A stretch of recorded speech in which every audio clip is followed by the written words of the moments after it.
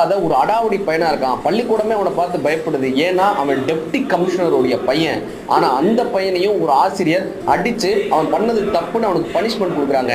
இப்ப பிரின்சிபால் கூப்பிட்டு நீங்க ஏங்க அவனை அடிச்சீங்க, டெப்டி கமிஷனரோட பையனை அடிக்கலாமான்னு அவர் கேட்க, நான் தவறு செய்தால் மாணவனை திருத்துவதுதான் என்னுடைய வேலைன்னு அந்த ஆசிரியர் சொல்றாங்க.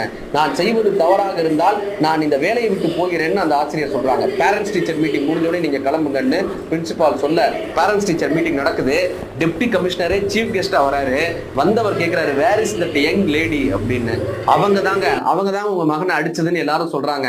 அவர் போய் அந்த ஆசிரியர் முன்னால் நின்று தனது தொப்பியை கழட்டிட்டு சொன்னாராம், என்னுடைய மகன் என்னுடைய பேச்சே கேட்க மாட்டான், வீட்லயே இதே மாதிரி அடாவடித்தனம் பண்றான், வீட்லயே யார் பேச்சையும் கேட்காத ஒழுக்கம் இல்லாதவனாக இருந்தான், யாருக்கும் பயப்படாமல் இருந்தான், ஆனால் அவன் உங்களுக்கு பயப்படுகிறான். நீங்கள் என்ன வேண்டுமானாலும் அவனை செய்து கொள்ளுங்கள், ஆனால் அவனை ஒழுக்கமுள்ள ஒரு மகனாக, ஒழுக்கமுள்ள மாணவனாக எனக்கு மீட்டு